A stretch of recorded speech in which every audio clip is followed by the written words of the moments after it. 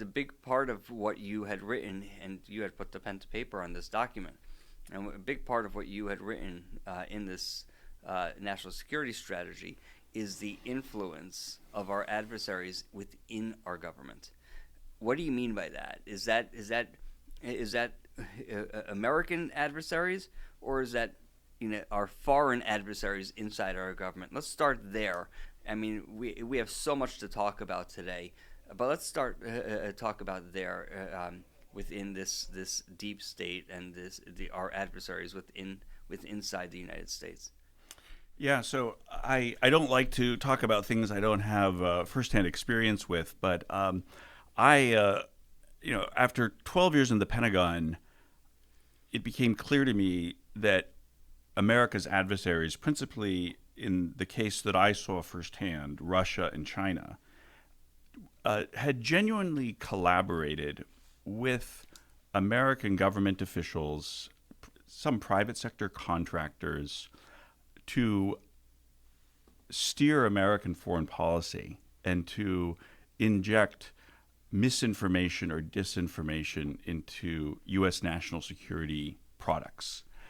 And so this is something that I saw firsthand in the Pentagon. I was brought in the first Trump administration to the National Security Council by National Security Advisor Mike Flynn at the time to address that problem because that was one of the significant issues that was getting in the way of America's capacity to really craft and execute national security strategy.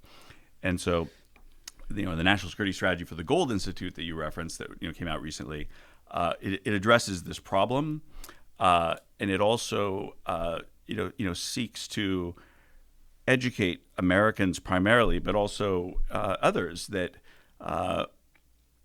there is this problem of corruption.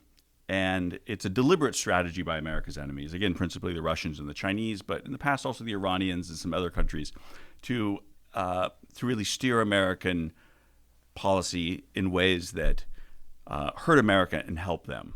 Can't we move forward? Do we really have to go through this, or could we just look to the future? And President Trump is having a highly effective presidency, first 6 months of his second term. Well, actually, we're almost at 8 months here, 7 8 months. But he's having this highly effective beginning of his second term. Can't we just look to that and not worry about Hunter Biden's laptop, RussiaGate, the auto pen, and so on? Yeah, no, that's a great question, Ellie. It's a very big question. So the reason why I think this is really not old news, and this is something that's with us now, and if we don't fix it, it will stay with us, is that the American sort of political process is kind of like it's like a machine. It's like an engine. It has like various sort of governing dynamics and rules and various ways it's supposed to operate. And of course, this is the rule of law. And as long as the mechanism, the engine is running cleanly and efficiently and everything is lining up, it produces great outcomes. And we have 250 years almost now of history that shows just how successful America's been. And I believe a lot of it's attributed to essentially the rules of the road, which is the constitutional order. And the problem that we're learning now, and this is in a tremendous period in American history right now, because so much of government activity is secret and behind closed doors, and the bad actors inside the system, they desperately try to conceal the misconduct and the corruption and the foreign influence.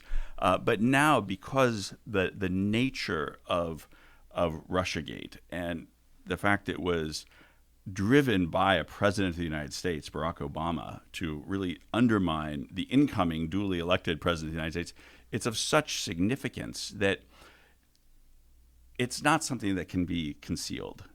There's too much outrage. There's too much focus on it. And what we're now going to see is we're going to see that many, many, perhaps hundreds of nodes within the federal bureaucracy were corrupted to allow this to even happen. And so what that should suggest to the average American is there's a systemic problem, a systemic rot. The machinery is not working the way it's supposed to. On a very basic level, every government official, if they identify wrongful actions, they're supposed to come forth. That's called the basic obligation of public service. Come forth and address it.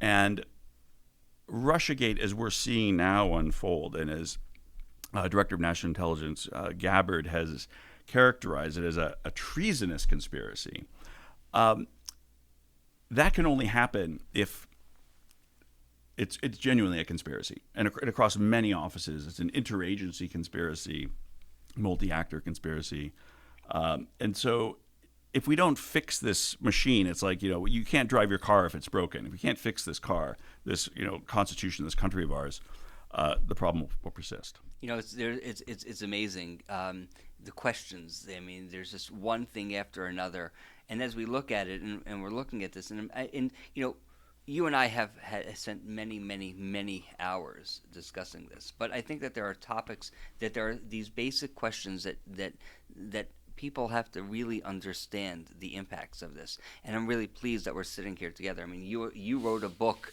The Insider Threat, and this is how the deep state undermines America from within.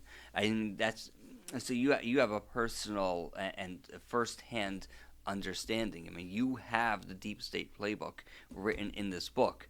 And by the way, I highly encourage everybody to go out and get it. And you don't even have to go out; it's on Amazon. But the question, though, is there. I guess the way we would word it is, there are so many questions. Where do we begin? But we spoke about why the American people should care about this. So there's why it makes a difference. I know that at the end of the day, you have those people who are not who are really apolitical. Just let it go. Just let's move on. So we already covered that. But the bigger question is, and we touched on this actually at our conference when we were talking about the national security strategy. And this is and I would recommend that you go to the Gold Institute website and to read the strategy. But the question is, by all of this fighting, I'm going to call it fighting, others will call it due process, is what do our allies and adversaries think about what this I'm going to put it in quotes, in this chaos that we see happening in Washington? Does this make us any better or worse or the same as some of our adversaries or allies, depending, and the way it works in their countries? Yeah, so if I was an ally of the United States, I would be encouraged by what we're seeing. This sort of corruption within the federal bureaucracy, the central government bureaucracy, the sort of foreign influence that was around the edges and sometimes deeper into this corruption and subversion of government processes. This is not a unique phenomenon to the United States. It happens. Most powerful countries get infiltrated by their adversaries because it's easier to take on a powerful country surreptitiously or indirectly than head on. So this should be useful for our allies, in that they can try to get to the bottom of some of their systemic corrupt practices in government by saying, look what America's going through right now. They're going through it. They're leaving no stone unturned. They may even indict a former president of the United States. His spy chiefs may go to jail. This should give those who are believers in good government, clean government, who are our allies, this is sort of a precedent that they can use to hopefully address and clean up their own problems. So that's very encouraging. Secondly, America needs to be a reliable ally. And when our government is corrupted in a way that resulted in Russiagate, which is not only the political leadership, but the intelligence and the FBI and the Department of Defense and all these various elements. When you have this corruption, it's very damaging to our alliances because our allies have to think, is my interlocutor, my American government official interlocutor, are they putting the interests of America and the alliance first, or do they have some other agenda? Are they working for a foreign power? Are they working for some commercial interests that? And I can tell you, in the very office that I was working in the Pentagon, called the Office of Net Assessment, there was a contractor that was working with the Japanese government, and that contractor and the leadership of the Office of Net Assessment, they were knowingly compromising classified information that the Japanese government had entrusted with them. They had an alternative agenda, and they were knowingly doing this. This was not an accident; it was intentional. And I blew the whistle on that. We don't want to be undermining our our allies like this. It's disgraceful, and it hurts America, it hurts the alliance.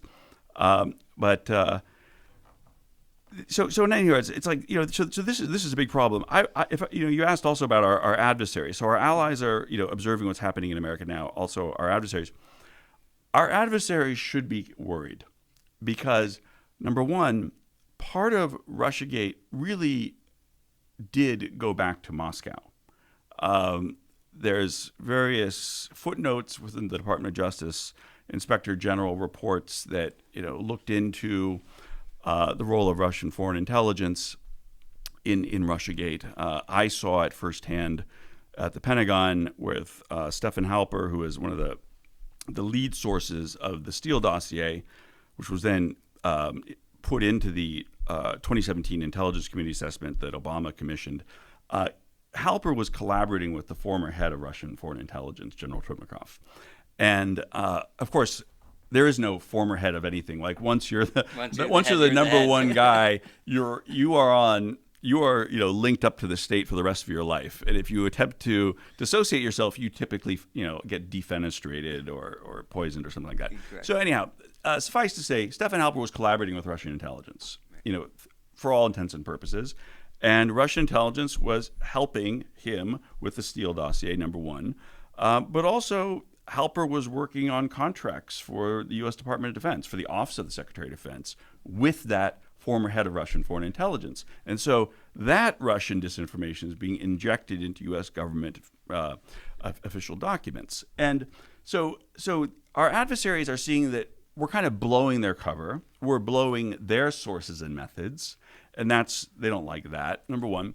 But also, if they're smart, they will recognize that what America's doing now by pulling the cover back, looking at these problems, exposing them, holding the perpetrators to account, they will be saying, their system's working. Right. This is what a government that works according to its laws does. This is America's secret to success, which is following the law and having that consistency and having the law applied not only to ordinary people, but also to elites, to a former president, secretary of state, spy chief, etc.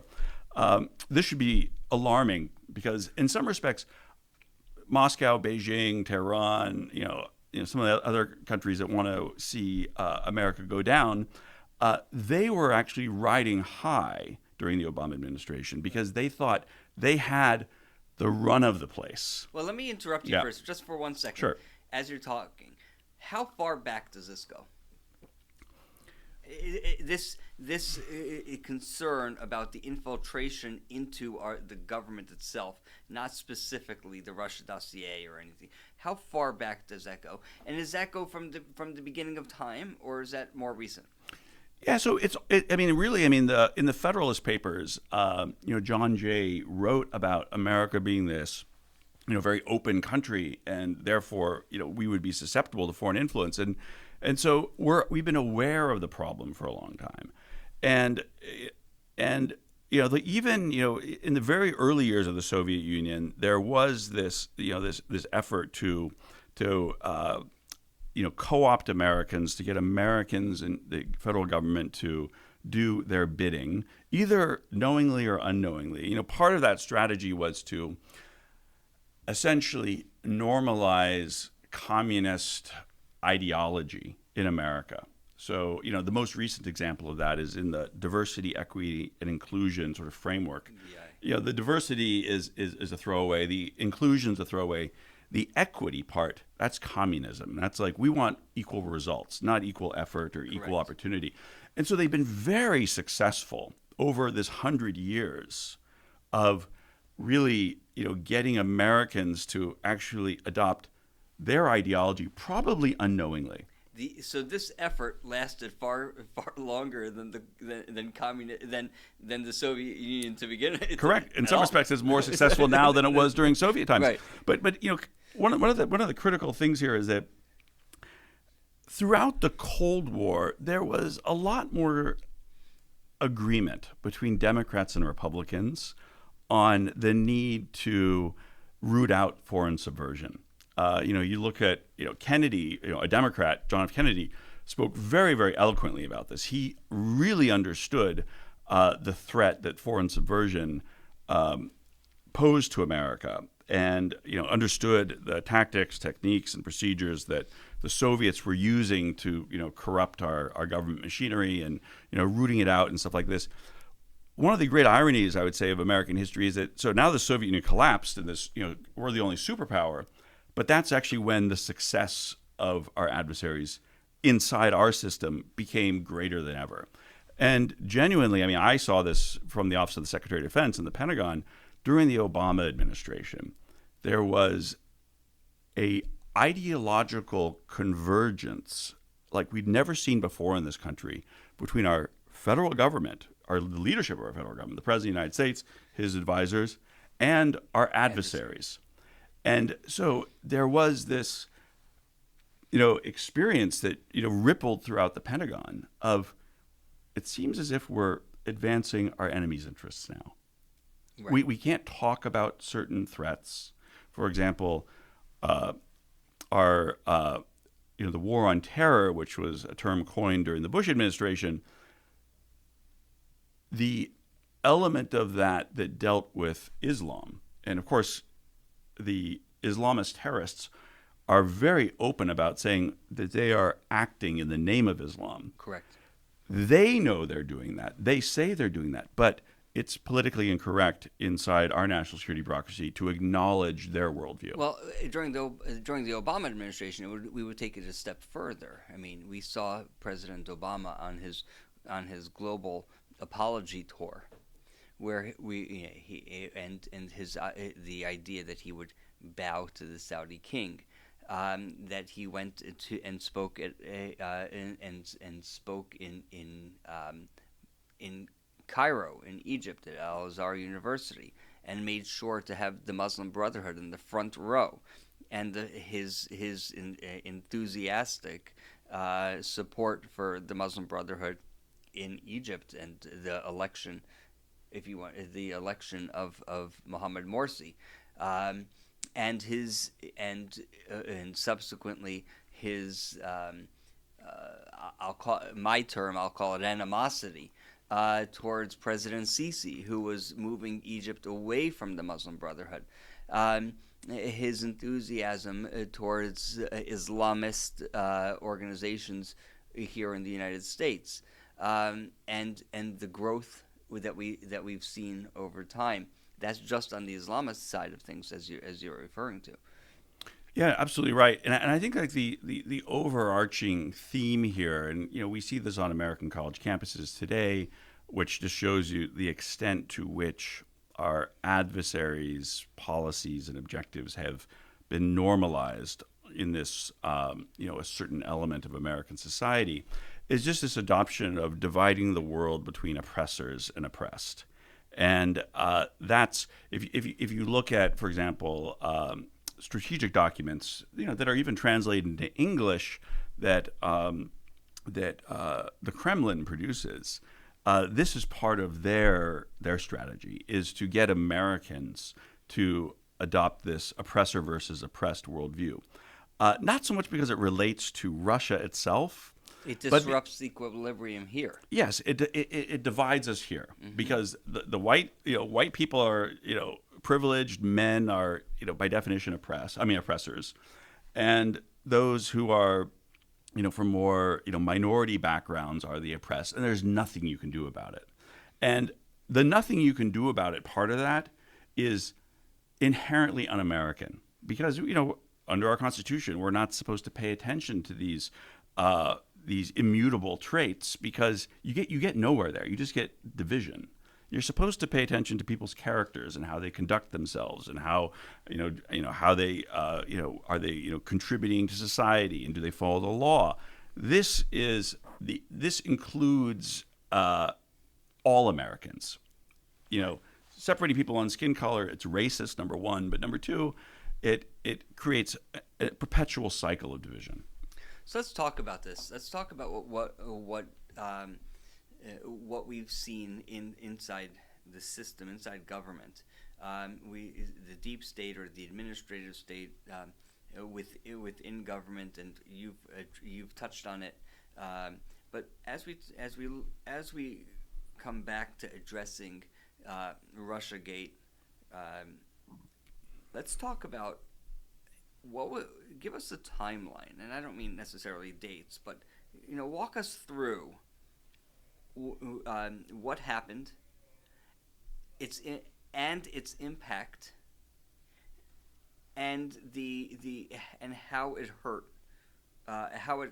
hurts the United States and the government, and most importantly, and this is the overarching question that I began with, is how does it impact me? I want to know just, Ellie Gold, civilian.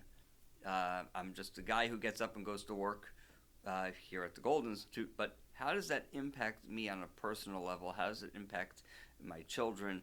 And why do I or they need to care?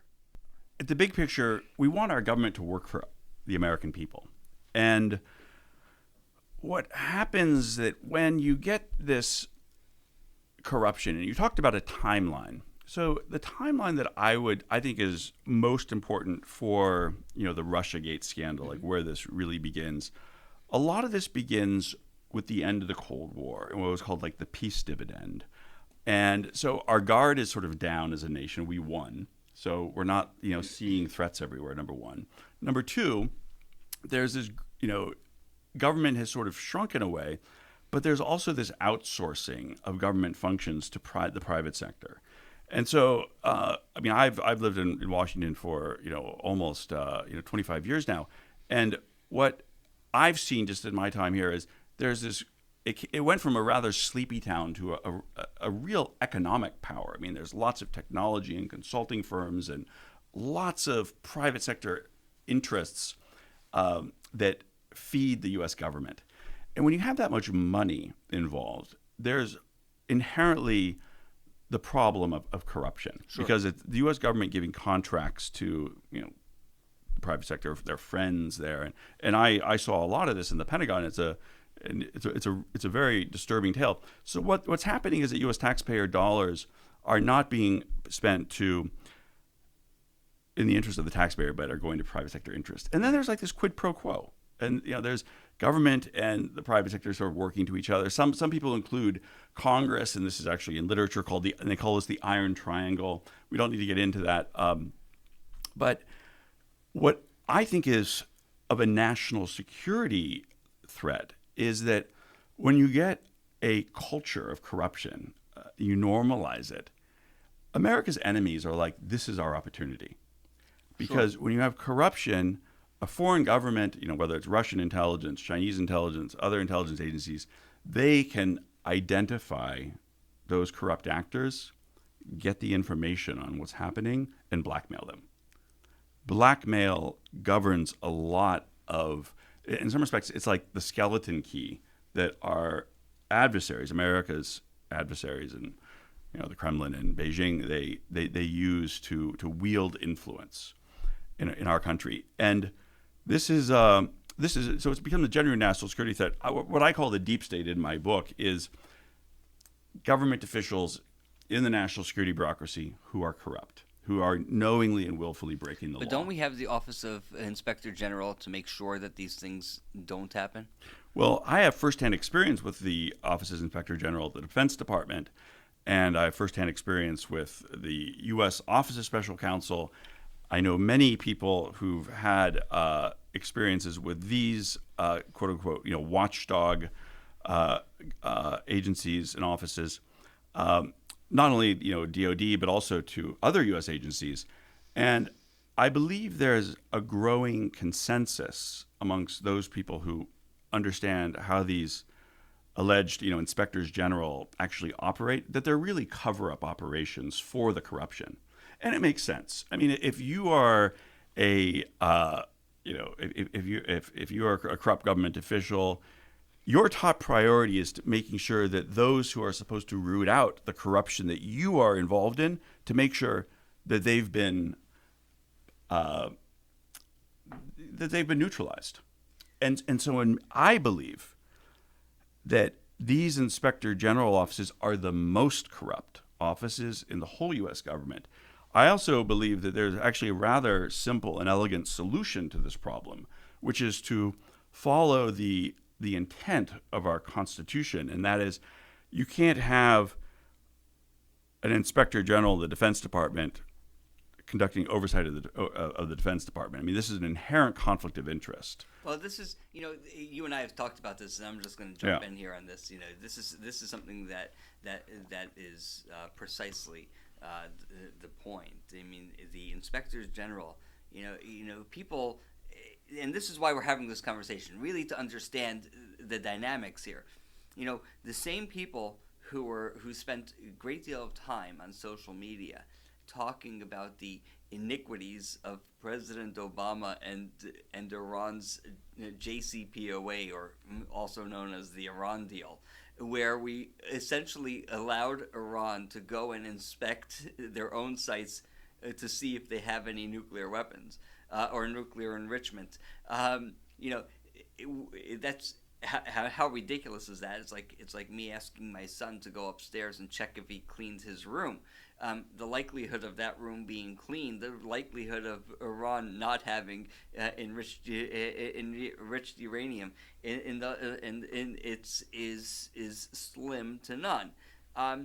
And having this inspector general within their own government, within their own agencies, to say, well, go check to see if there's any corruption in your own house, is silly, and something that we've talked about before, which is what it should be. We have three co-equal branches of government here, and Congress, their job is to provide some oversight to the administration by taking, as we've talked about in previous conversations, taking the Office of Inspectors General and bringing it to Congress, to the appropriate committees.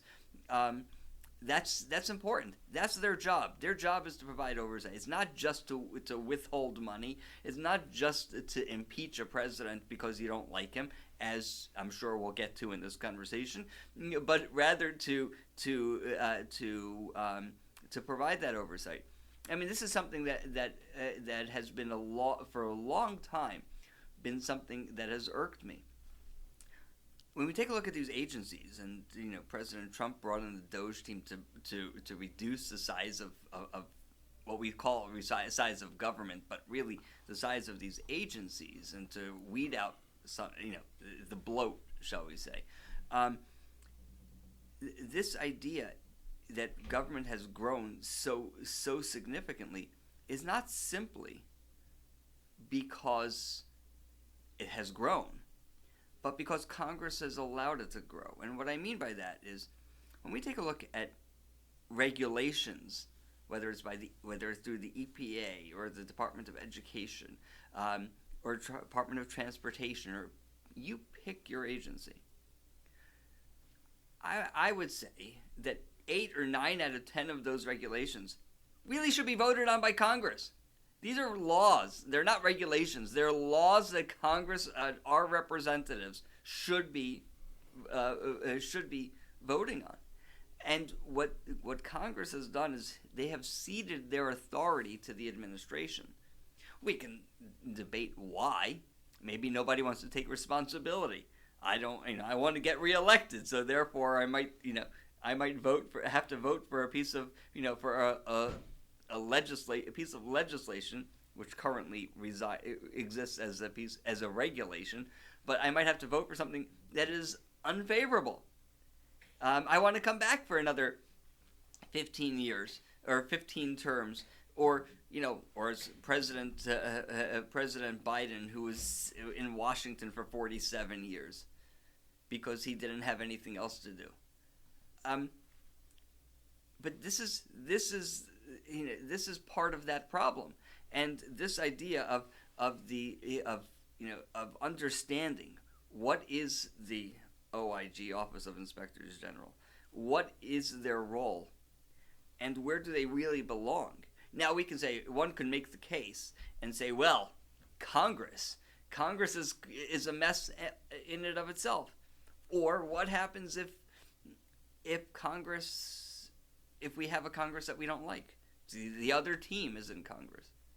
Republican, Democrat, it's irrelevant. Right? It's the other team. That'll potentially hurt.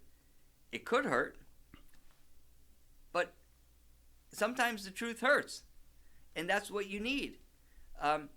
It's also up to the American people to make sure that Congress is the Congress that they want, that we elect we elect our representatives that we want. The same thing with the presidency. We elect those. And by the way, I would add one more point, not to to take up too much time here.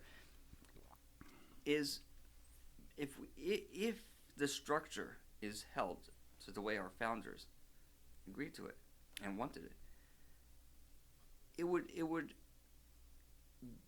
put a damper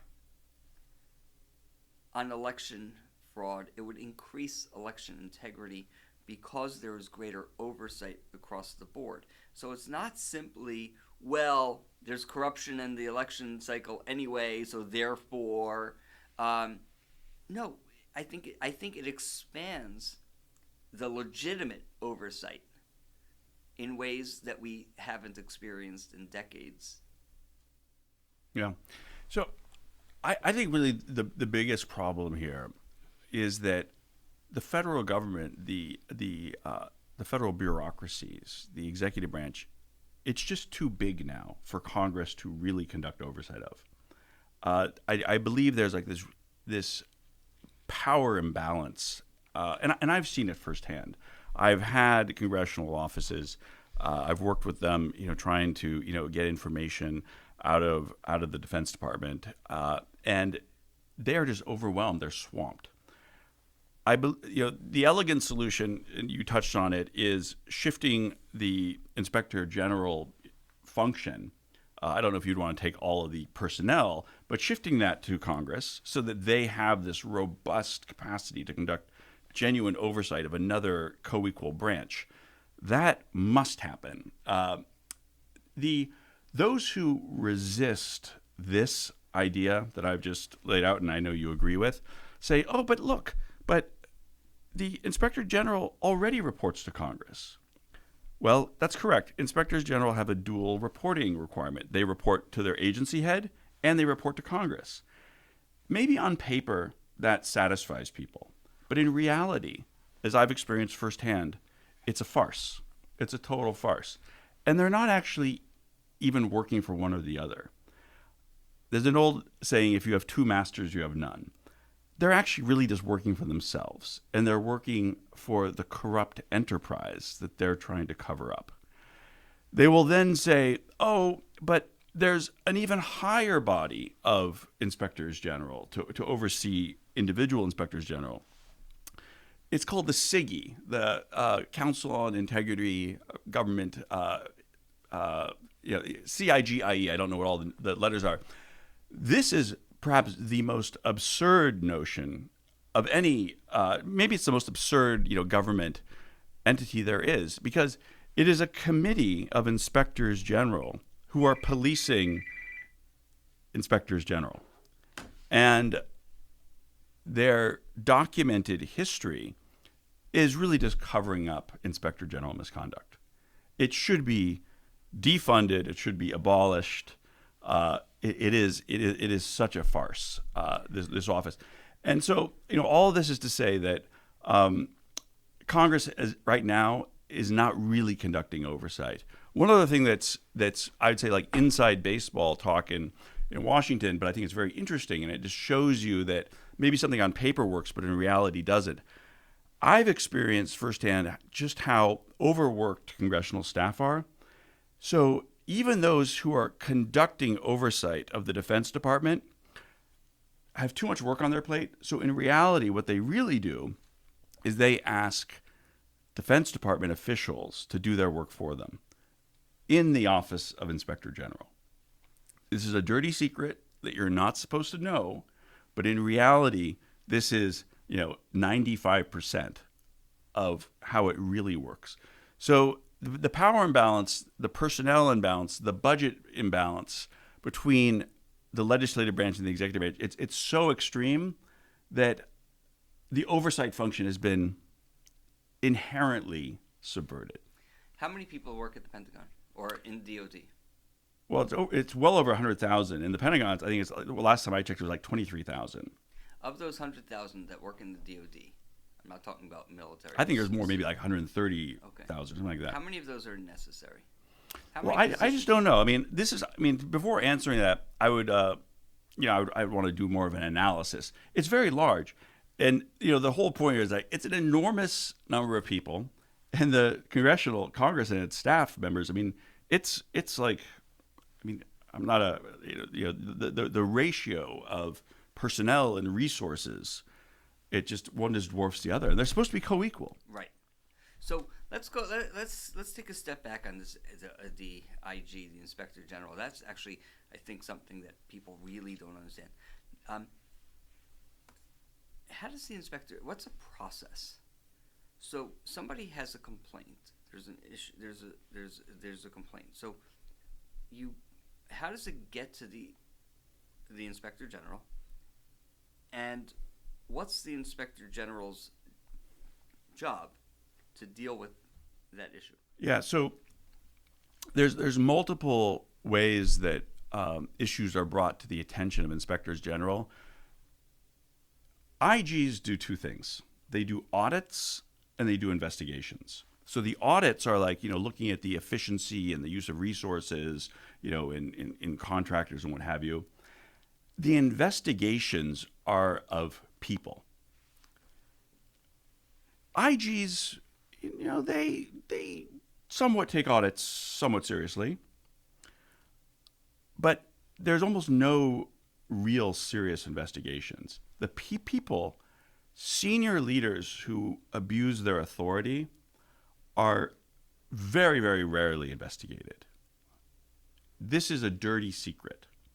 And those who sort of attempt to do it are often highly damaged. I have an anecdote in my book of a senior investigator in the Office of Inspector General who's actually focused on senior leader misconduct, who was conveniently found dead in the trunk of his car at the DOD Inspector General. Really? He was probing in some things that nobody really wanted him to.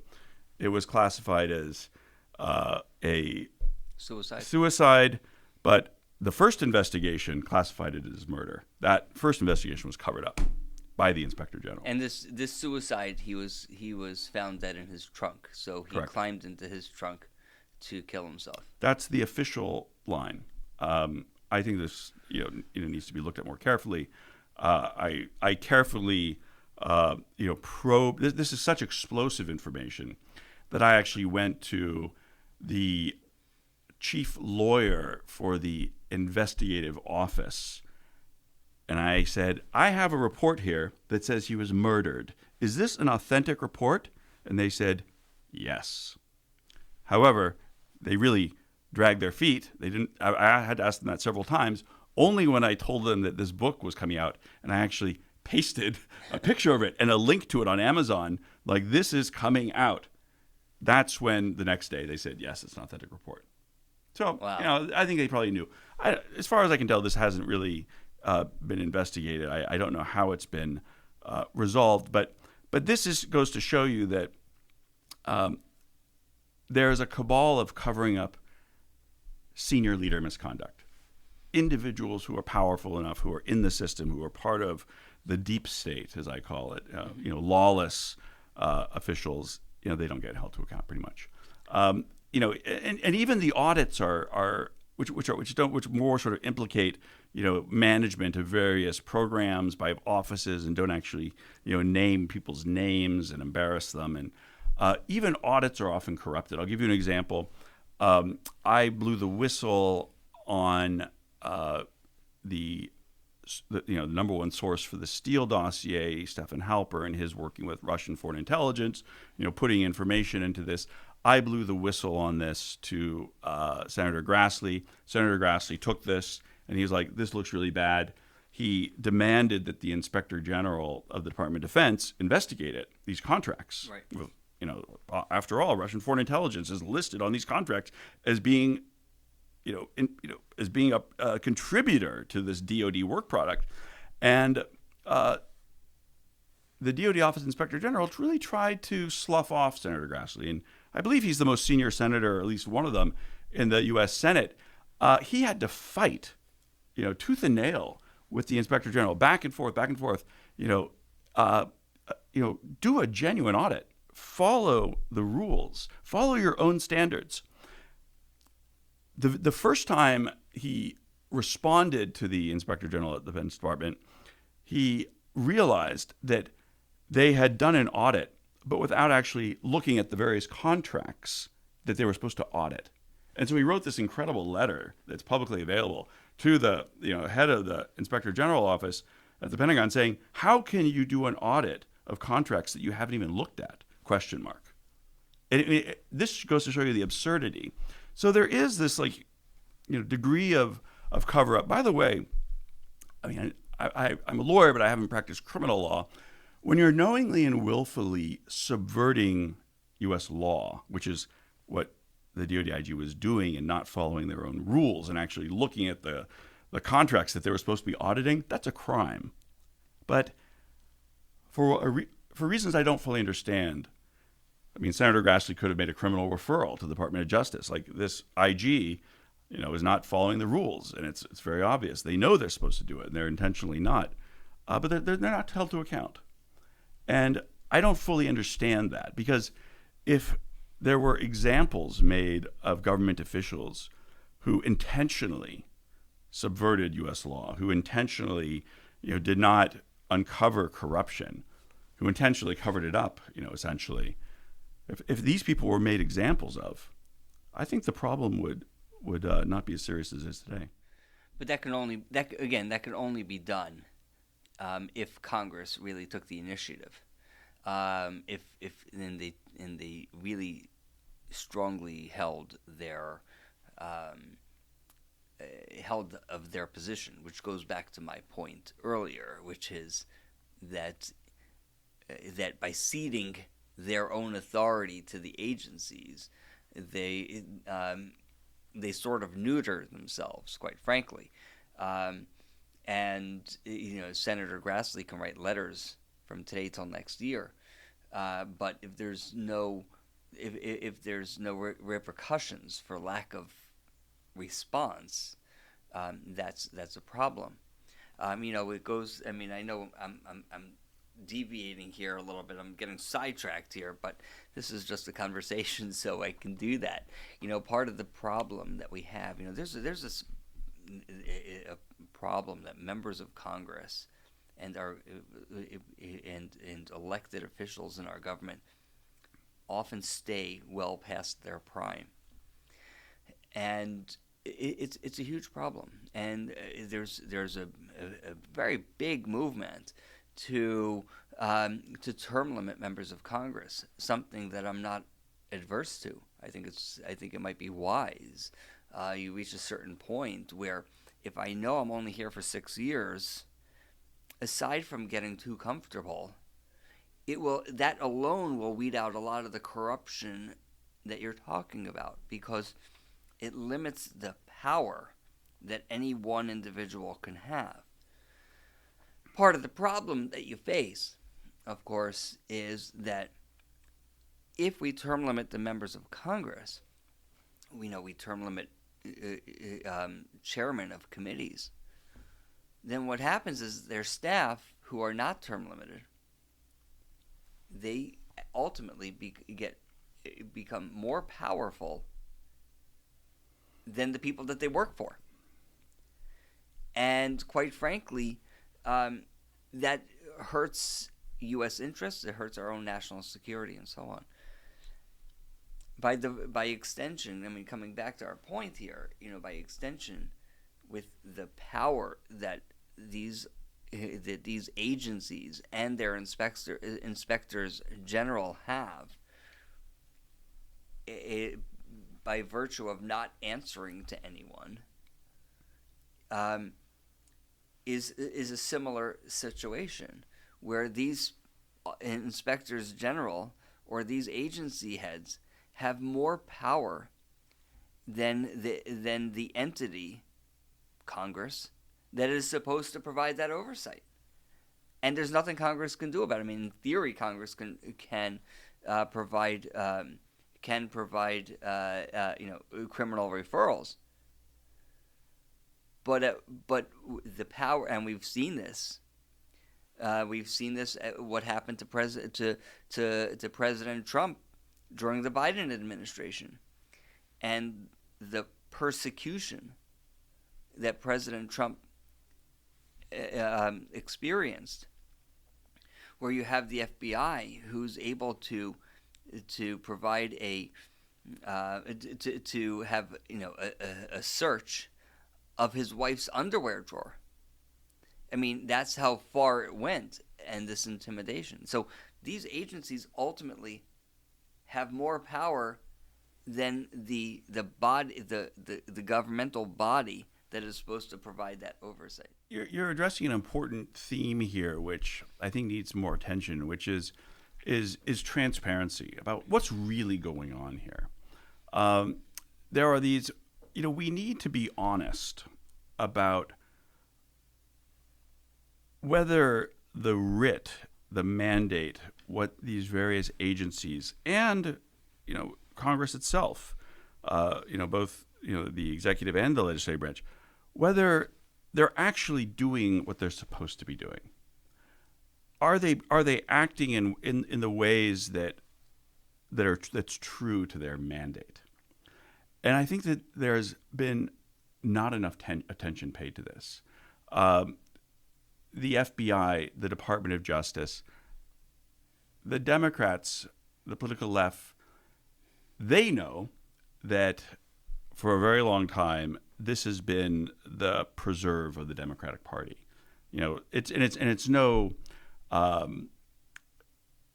secret in that there's report after report of which U.S. agency personnel give to which presidential candidate. So in 2016, I remember that of all federal agencies, Trump and Hillary Clinton were running. The Department of Justice was the most political. 97% of all giving to a presidential candidate went to Hillary Clinton. Right. 97%. So it's a preserve of one party. The media, the mainstream media, the Democrats say, oh, no, but they're independent. It's an independent agency. It's not political. Well, it's highly political. And that actually is across the board, in Washington. Most of our agencies are, there's not viewpoint diversity. There's not policy diversity. There's actual, real loyalty to one party over another. And this needs to be addressed. Because it's sort of like, the problem that we're experiencing and Americans are seeing in universities. Our universities have been so captured by those who have adopted our enemies, oppressor versus oppressed ideology, that, they're such, sort of useful idiots of America's enemies that they've driven out those who they will characterize as oppressors. So Right. typically white men. I mean, that's just, and that's of course what our enemies want. And so now it's now and really now it's Jewish white men and that as well. the Zionistic pro-Israel. That's right. wing of that. That's right. That's right. Yeah, I mean, it is Moscow's and Beijing's intention to undermine Western civilization. That's their and people say, where does Western civilization begin? It begins in Jerusalem. It then spread to Athens, and that's pretty much the core of Western civilization. Everything else is sort of expands from that. So you go after the Jews, you go after the nation of Israel, the people of Israel. That is target number one for America's enemies, because that is the essence. That's the beginning of Western civilization. So there's all this. We have to be clear about who's working for whom. Are they performing their mandate? Because it's what's happening in reality versus what on paper. There's a massive disconnect, and I actually think that a lot of this, investigation now, and the Department of Justice investigation on Crossfire Hurricane, that a lot of this is going to be exposed, and that is going to show the American people and the world how various government agencies that are supposed to do one thing were doing something very different. And this theme, I think, needs to be looked at more carefully. Let's go to President Biden and his administration. There's this great debate about his cognitive abilities, and I would like to think that while I believe that there was that within the Biden family, as is evidenced as we continuously see from through Hunter Biden's laptop and so many other things, that there's no question that Joe Biden on some level, President Biden on some level, had knowledge of what was going on. Let's not kid ourselves. Mm-hmm. But I would like to think that Joe Biden's cognitive abilities were diminished at the beginning of his presidency. And the reason why I say I would like to think that is because what's coming out now, as we're seeing, is so beyond the pale with regards to criminality, and B, his own self-respect, to suggest that if he had all of his cognitive abilities and he allowed that to happen, for example, the auto pen, that really diminishes his own self-respect to a great deal.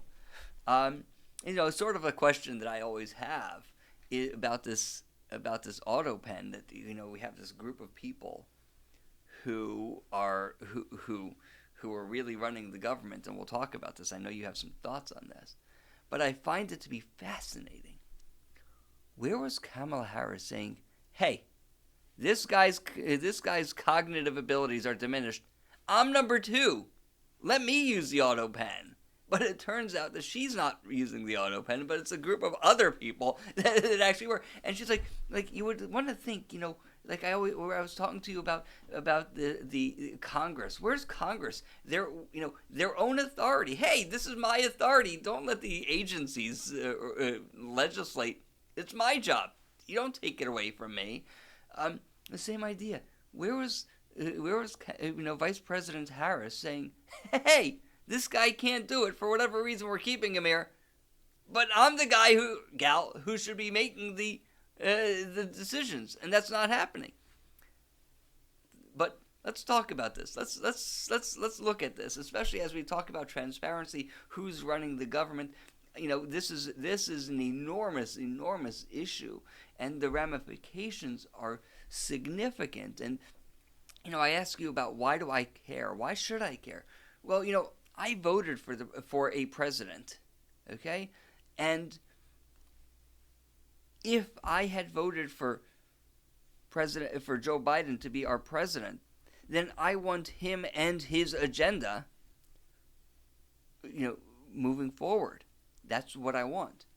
I don't want some 3 random people who I don't know, or 4 random people that I don't know, setting policy. I mean, look, every president, there's no question about it, every president has a cabinet, and every president has advisors. But at the end of the day, it's the president's decision. It's the guy who I may have voted for. It's his decision. So these people are could be taking us down a path that is the opposite, antithesis of what I voted for. Let's talk about this. Yeah. So I think what you're touching on is actually a very important theme because it's about accountability. You know, Americans pay taxes. They expect we expect our government officials to be accountable to us. Right. Because and under the Constitution, the government works for the American people, not the other way around. So they are our servants. They're called public servants for a reason. And there seems to be kind of a shell game that happens in Washington, that there are, on paper, people that are supposed to be the boss, but they actually are not running the show. And this, to me, is not by accident. In the case of Biden, that's a little bit of a tougher issue because he was elected by the American people somehow, and clearly cognitively diminished. That allowed his staff to essentially run him. I mean, if he's if he's very sleepy, he takes long naps. He can't operate, with normal function. Inevitably his staff is the one really making the decisions, and he's just sort of stumbling along. But this is not an isolated thing. For example, Robert Mueller, who was appointed to investigate this Trump Russia collusion narrative that Hillary Clinton hatched, he was also cognitively impaired. And it almost seems as if there's a pattern here of putting people in charge as the figurehead, right, who actually can't function.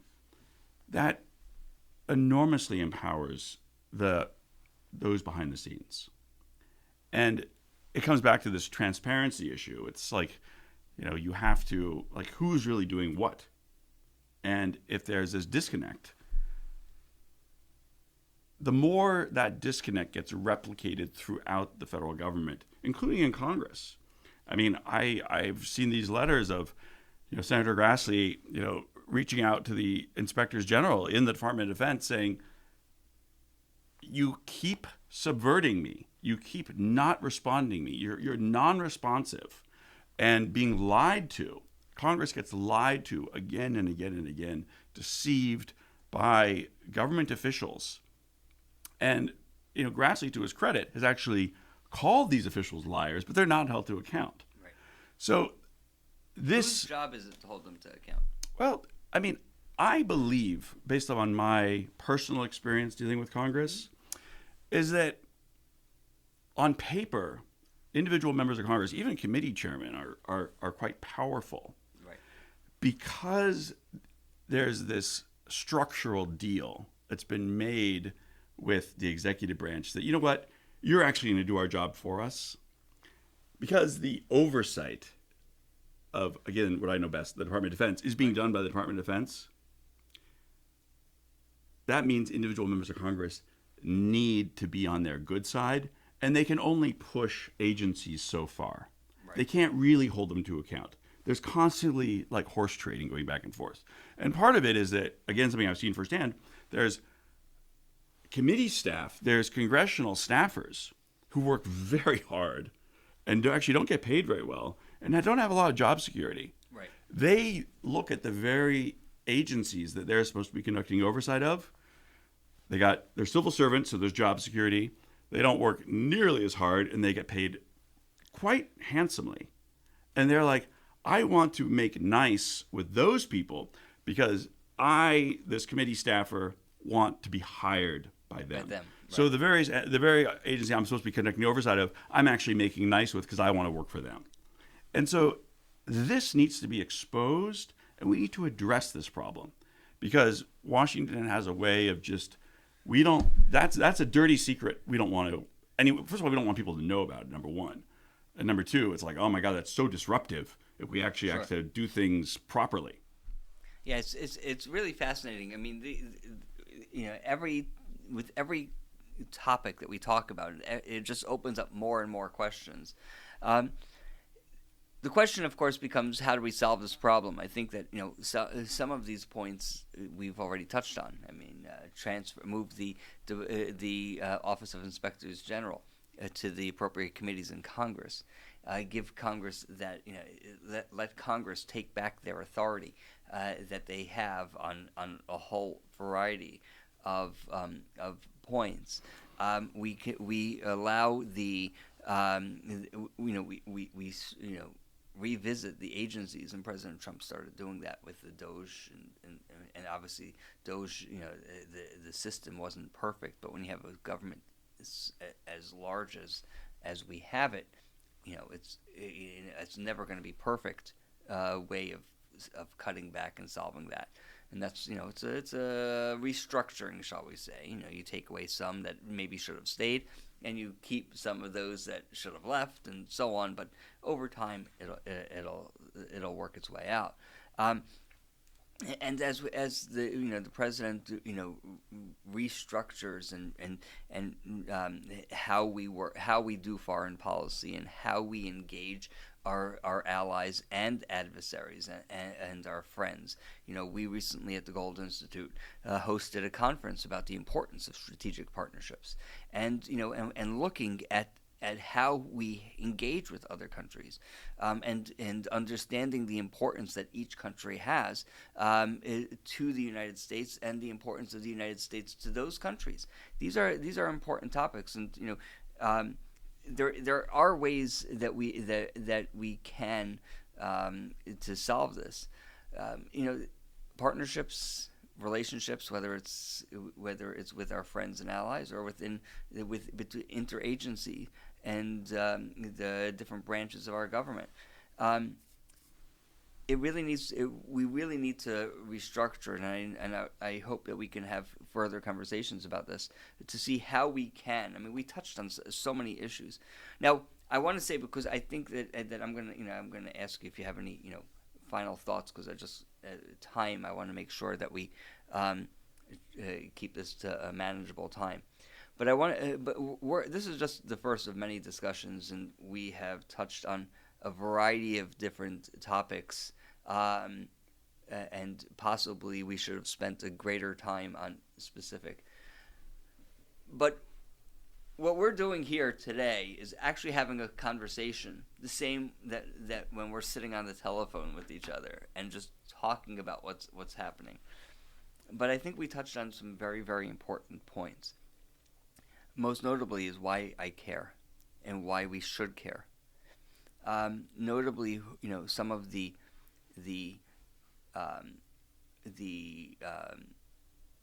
issues that our form of government opens us up to, and why that's the case.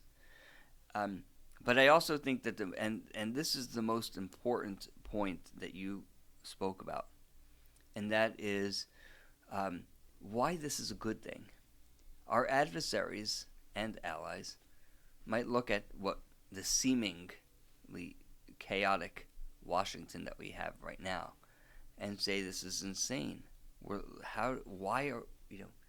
This is the global superpower. We're allowing, the Chinese are saying, great, this is awesome.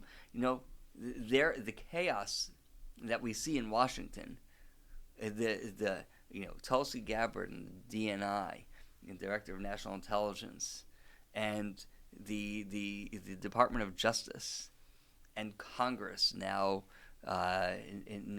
with hearing testimony from the Biden team, the possibility of calling in Bill Clinton and Barack Obama to testify. These are, people will look at it and say, this is madness. The government's, but quite the opposite.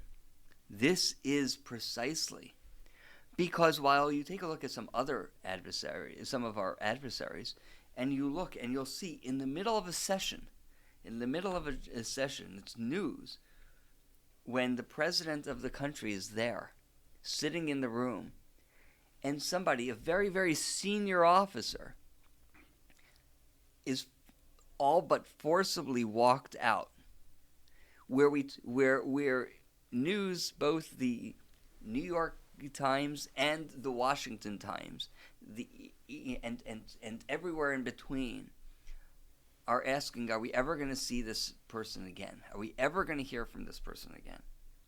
Now, what you talked about today, about the deep state, about Russiagate, about the Autopan, about the Biden cognitive,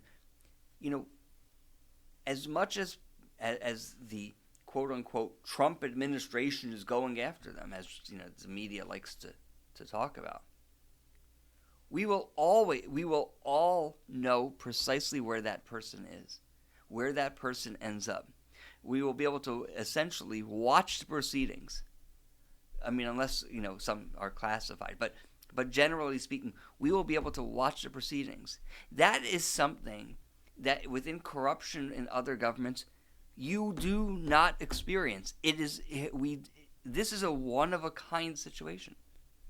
The idea that you have countries where they're having presidential elections and the president doesn't like the candidate opposing him or her, and he unilaterally changes the age of eligibility so that way his opponent, that doesn't happen here. That can't happen here. Is everything perfect? No. Is our system perfect? Yes, because our system allows us to correct it. It allows the American people to correct it. And we say, well, take a look, Congress is a mess. Take a look, the administration is a mess.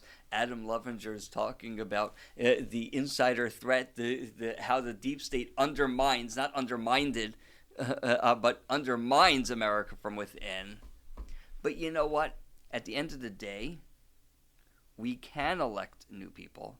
There are groups of people who are working to elect what they believe are patriots, both sides of the aisle, political spectrum, but who they believe are patriots, and are working to get those people elected, not appointed, all the way down to the school board and the local and the very local committees, whether it's the sheriff or the school board or city council. And this is, in fact, the most perfect form of government that we have, and certainly this government is something that has brought the United States to the global superpower in a very very short period of time. A colleague of mine, the former colleague of mine, was asked to write a paper at the end of the millennium. So, as we're at 2000, he asked to write a paper about the greatest invention of the last 1,000 years. And he sat down and really thought about it. And what he decided was, what he determined was the greatest invention of the last 1,000 years was these United States, this country. And if you think about it and you say, how so? Well, take a look. Every technological advancement that we have, technological doesn't necessarily mean, your Samsung Galaxy, but it does mean every technological, agriculture technology, biotech, defense tech, all is a direct result of these United States, of this country, of this form of government, and that's what makes this so important.